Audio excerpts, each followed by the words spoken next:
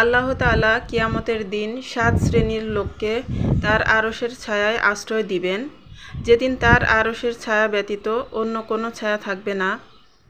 তাদের মধ্যে এক শ্রেণীর লোক হলো যে ব্যক্তি গোপনে সাদাকা অর্থাৎ দান করে, এমনকি তার বাম হাত জানে না ডান হাত কি খরচ করছে।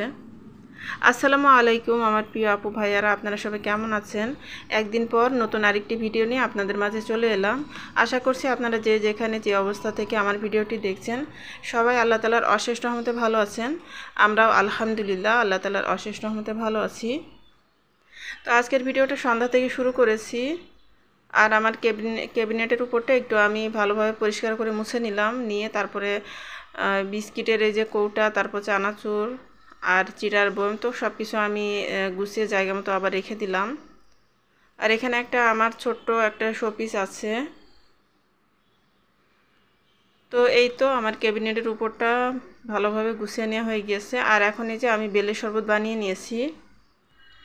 তো এখন এই যে আমার মেয়েকে বেলের শরবতটা দিয়ে দিব, দিয়ে তারপরে আমার হাজব্যান্ড অফিস থেকে এসেছেন, তো ওনাকে হালকা পাতলা একটু নাস্তা দিয়ে দিব। তো এখানে যে বেলের শরবত 1 গ্লাস নিয়েছি আর বিস্কিট দিয়েছি, তো এগুলোই ওনাকে দিয়ে দিব। তো উনি নাস্তা করে নেবেন। আর অফিস থেকে আসার পরে উনি খুবই হালকা নাস্তা করেন, খুব বেশি ভারী নাস্তা করেন না।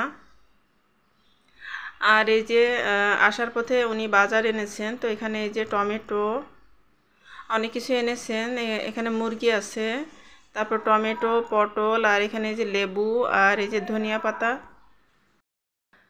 আর এখানে এই যে চিচিঙ্গা আছে, তারপর ঝিঙ্গা আছে। তো চিচিঙ্গা আর ঝিঙ্গা এগুলো, তো এই সবজিগুলো আমাদের একটু বেশি খাওয়া পড়ে, এগুলো আসলে আমরা একটু বেশি পছন্দ করি, তো এগুলো সবসময় নিয়ে আসে আমার হাজব্যান্ড। আর ঝিঙ্গা তরকারিটা তো এমনিতেও খেতে অনেক বেশি ভালো লাগে।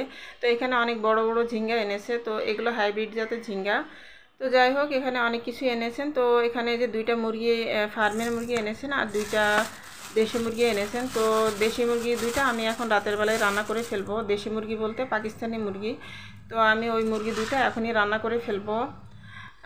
আগামীকালকে আমার হাজব্যান্ডের অফিসে খাবার দিতে হবে, তো তার জন্যই আমি রাতের বেলা মুরগিগুলো রান্না করে ফেলবো। আর বাকি ফার্মের মুরগিগুলো আমি এভাবে পরিষ্কার করে কেটে তারপরে ধুয়ে বক্সে করে এখন ডিপ ফ্রিজে রেখে দিব। তো এই তো আমি এখন ডিপ ফ্রিজে বক্সগুলো রেখে দিব, দিয়ে তারপরে রাতে রান্নাটা করে নিব। তো আমি রান্না বান্না কিছু শেয়ার করব না, কারণ যেহেতু আচার বানানোটা দেখাবো, তো আচার বানানোটা তো একটা লং প্রসেস, তো আচার বানানোটা শেয়ার করব যেহেতু, তো এই কারণে রান্না দেখাবো না, নাহলে ভিডিওটা অনেক বেশি বড় হয়ে যেতেছিল। তো এই তো পরদিন দুপুরবেলা আমি পাঁচফোড়ন ধুয়ে নিয়েছিলাম, তো পাঁচফোড়ন ধুয়ে এখন আমি ছাদে নিয়ে এসেছি শুকানোর জন্য। পাঁচফোড়নের মধ্যে অনেক বেশি ময়লা ছিল, অনেক ধুলাবালি ছিল, তো আমি খুব সুন্দর করে পাঁচফোড়নগুলোকে ধুয়ে নিয়েছি, নিয়ে তারপরে এখন রোদ্রে দিয়ে দিলাম। আর এই যে আমগুলোকেও আমি সাইজ মতো কেটে নিয়েছি, খোসা সহ কেটে ধুয়ে তারপরে এখন লবণ আর হলুদ মেখে ছাদে দিয়ে দিব। ছাদে খুব ভালোভাবে শুকিয়ে নিব। তো 4-5 ঘন্টা মতো রেখে দিব, তাহলেই খুব সুন্দর শুকিয়ে যাবে। তো আজকে আমি টক ঝাল মিষ্টি আমের আচার বানাবো, তো আপনারা দেখতে থাকুন কেমন হয় আমার আচার। তো এই তো খুব সুন্দরভাবে পাঁচফোড়নটা শুকিয়ে গিয়েছে, তারপরে আমগুলো শুকিয়ে গিয়েছে।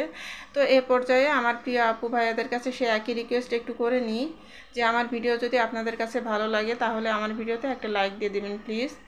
আর যারা এখনও পর্যন্ত আমার চ্যানেলটি সাবস্ক্রাইব করেননি, তারা প্লিজ আমার চ্যানেলটি সাবস্ক্রাইব করে আমার পাশে থেকে যাবেন, আমার বন্ধু হয়ে প্লিজ।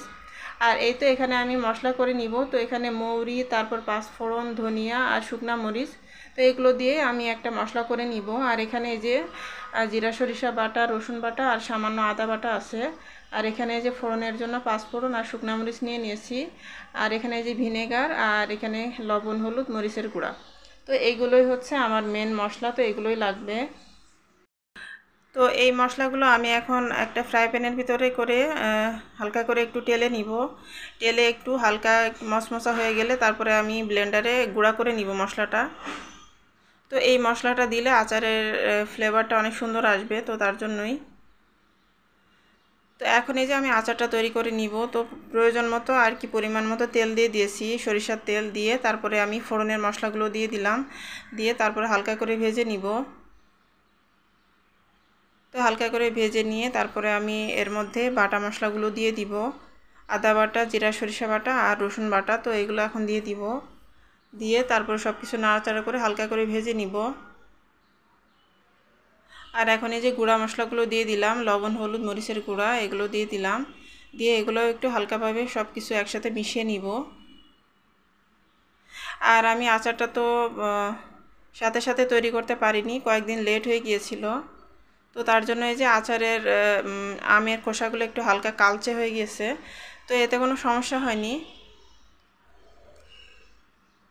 তো এই তো আমি আচারের জন্য যে আম কেটে রেখেছিলাম তো সেগুলো দিয়ে দিলাম, আমের টুকরোগুলো দিয়ে দিলাম। দিয়ে তারপরে সব কিছু খুব ভালোভাবে নাড়াচাড়া করে মিক্স করে নিব।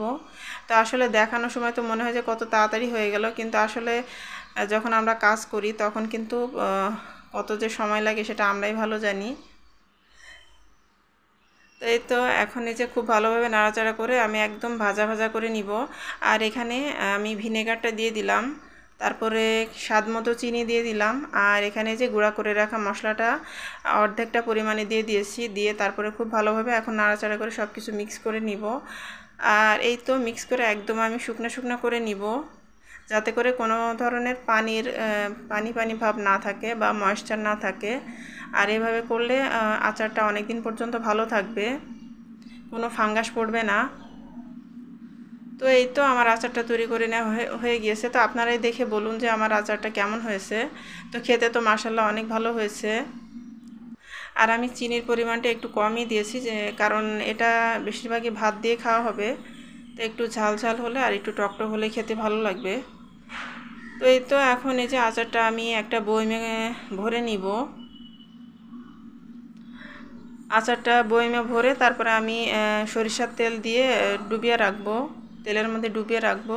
তো আমি সরিষার তেলটাও খুব ভালোভাবে গরম করে নিয়ে তারপরে আচারের বয়মের মধ্যে আমি দিয়ে দিব। দিয়ে তারপরে একটু ডুবো ডুবো করে আর কি তেল দিয়ে রেখে দিব। এভাবে করলে তাহলে আচারটা নষ্ট হবে না, অনেক দিন পর্যন্ত আচারটা ভালো থাকবে। ফ্রিজে রাখা লাগবে না, বাইরেই আচারটা রেখে দেওয়া যাবে, 6 মাস পর্যন্ত অনায়াসে রেখে খাওয়া যাবে। তো এই তো আমি একটা বয়মের মধ্যে এখন আচারটাকে ভরে নিয়েছি। আর এখানে যে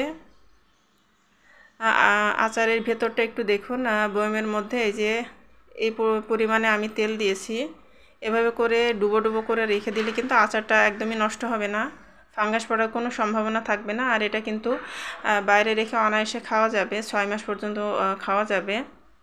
তো এই তো আজকে আচার বানানোর ভিডিও দিয়ে আজকের মতো আপনাদের কাছ থেকে বিদায় নিয়ে নিচ্ছি। আপনারা সবাই ভালো থাকবেন, সুস্থ থাকবেন। আজকের মতো এখান থেকেই বিদায়। আল্লাহ হাফেজ, আসসালামু আলাইকুম।